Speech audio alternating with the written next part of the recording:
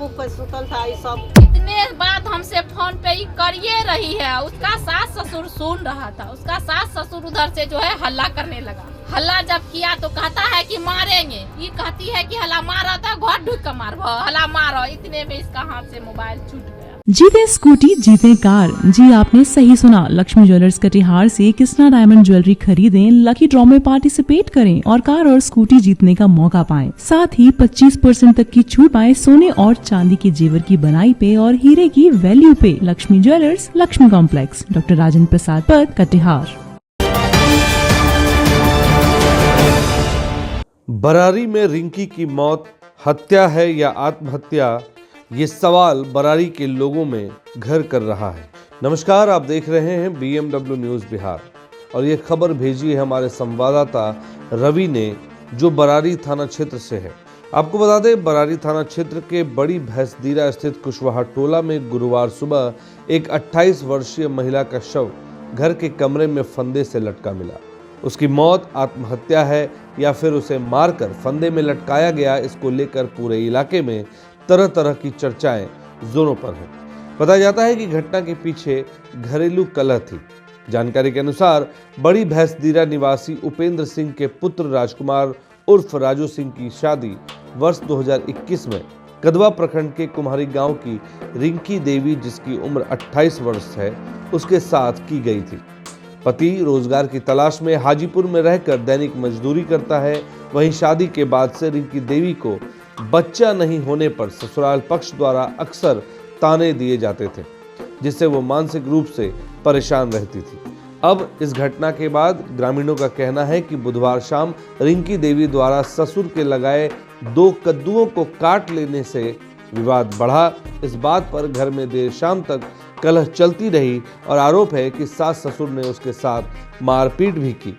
और गुरुवार की सुबह जब रिंकी का दरवाजा खोला गया तो रिंकी देवी का शव कमरे में फंदे से लटकता मिला।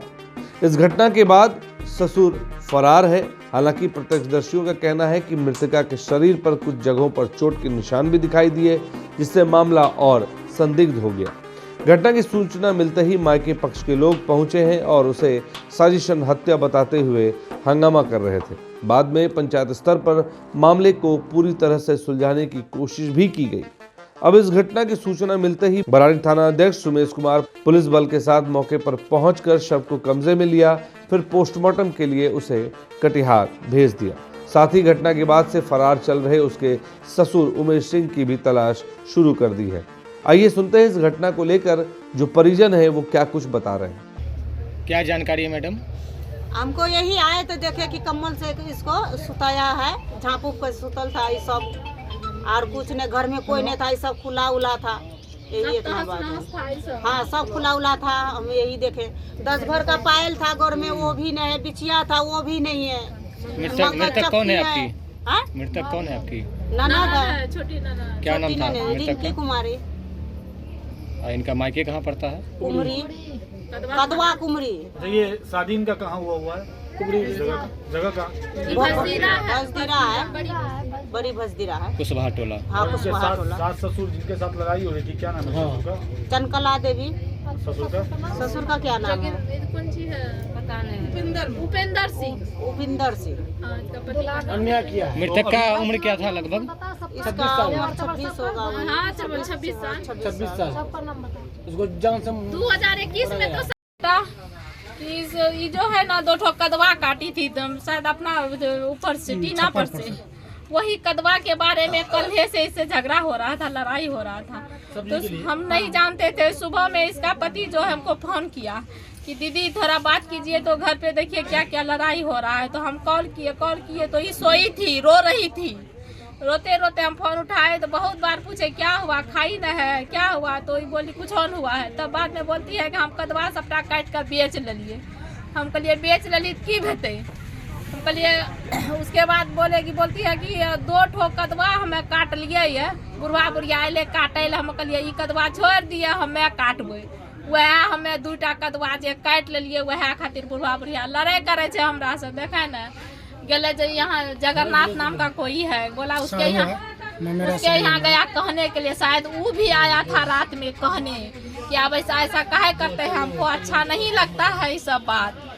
तो हम इसको बोले तो अच्छा बोले तो की भेले, कहलके नहीं तोरा कुछ और कुछ नहीं कहलको। इतने बात हमसे फोन पे ही करिए रही है। उसका सास ससुर सुन रहा था, उसका सास ससुर उधर से जो है हल्ला करने लगा।